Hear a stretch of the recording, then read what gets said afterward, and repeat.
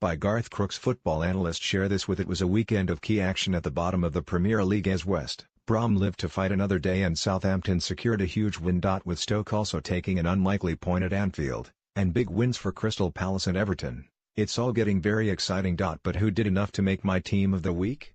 Read my selections and then pick your own. 11. The recent performances by West Bromwich Albion have been synonymous with some brilliant saves from Ben Foster. Against Newcastle, the former England keeper produced a reaction save from Dwight Gale that was utterly breathtaking. How he clawed the ball out of the back of the net I will never know. Darren Moore has now taken maximum points off Jose Mourinho and Rafa Benitez and come back from 2 goals down against Jurgen Klopp.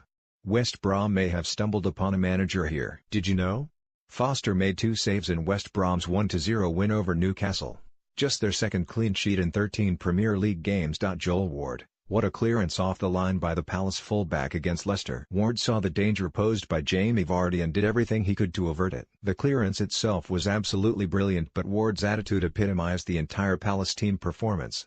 Ward, like Palace, has had a difficult season, but both have come good in the end. Did you know?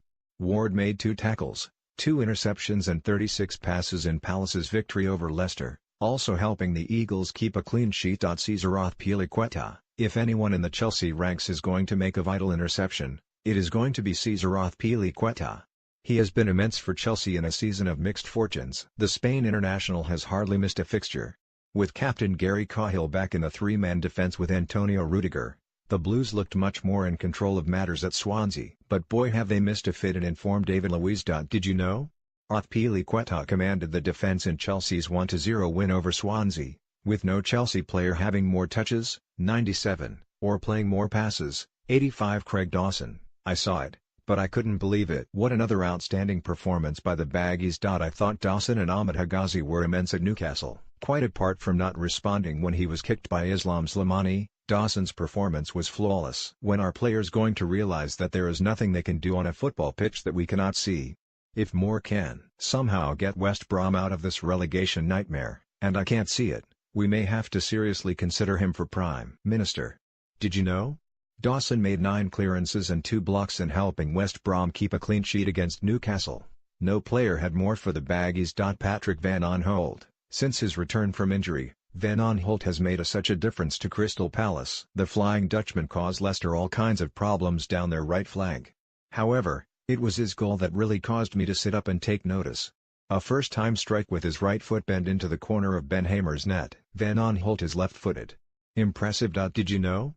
Van Aanholt misplaced just one of his 44 passes against Leicester, as well as scoring the 4th in a 5-0 rout. Fernandinho, regular readers will know what I think of this lad. Fernandinho is everything Paul Pogba should be.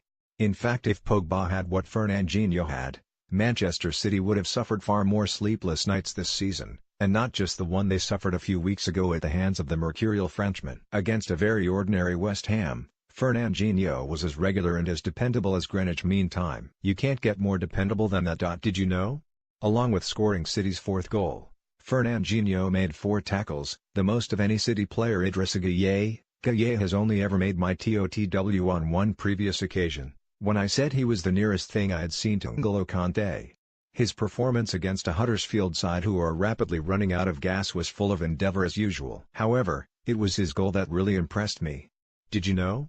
Along with scoring Everton's 2nd goal, Gueye had the best passing accuracy of any Toffees player, 85.2%. He also made 6 tackles and 4 interceptions. Ruben Loftus-Cheek, he wrapped up the game for Palace against Leicester, and with it all but guaranteed their Premier League safety for another season.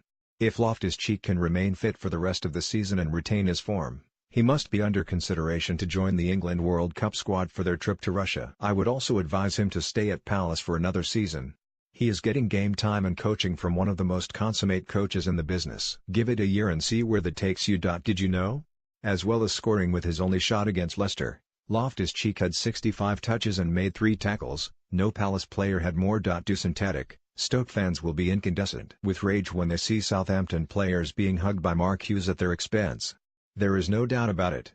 Hughes left Stoke in a perilous situation but seems to be reviving Southampton in a way he couldn't manage in the Potteries. In a very tense affair against Bournemouth, Tadic, who somehow refused to let the occasion get to him, kept his nerve. Southampton's players played as if their contracts depended on it, and Bournemouth looked determined to send their rivals down. It was a great watch and the best team won.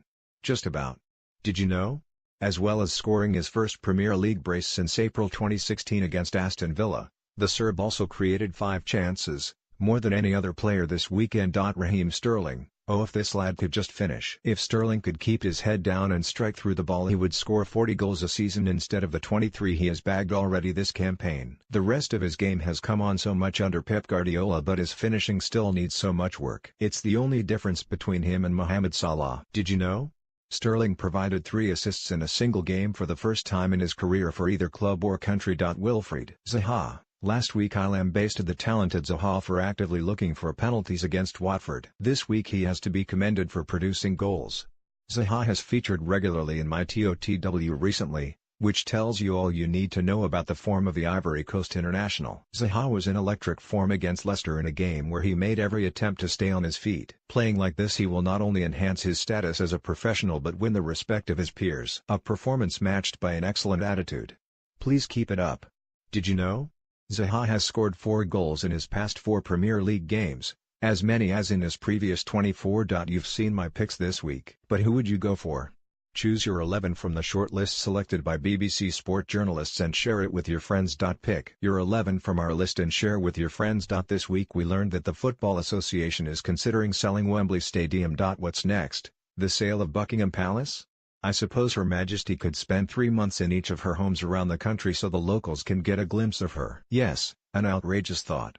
But no more so than the one proposed by the FA if the sale goes ahead. Only the FA Council can stop this madness, and they must perform their duty. They owe it to the fans in the country. Media playback is not supported on this device. I was a member of the Sport England Executive Board when the FA made its application for lottery funding to help it redevelop the game's national stadium, and worked through the furor that followed about the dismantling of the Twin Towers. The time and effort, not to mention the millions in funding that was needed to get the project off the ground, let alone completed, was immense. To think that less than 2 decades later the FA is considering selling the best national stadium in the world is quite extraordinary and frankly contemptible. Is it any wonder that football luminaries like Sir Dave Richards, who was the Premier League chairman at the time and presided over the new site, is up in arms about the possible sale and calling for heads to roll? The FA is a not-for-profit governing body, and the argument some of its executives are making to sell the game's greatest asset and plow the rewards into grassroots football is nothing less than shocking short-termism. A better business case for the FA would be to revise its position with Brent Council on terms that are favourable to the governing body and the council to rent the asset in ways not previously envisaged. Pull that off and, hey presto, you have a real cash cow. A national asset that will fund grassroots football and help develop the surrounding area for generations. The new Wembley wasn't built to be sold to foreign investors. It was built to serve the England national football team and remind the world that England is the home of football, and Wembley its temple. Share this with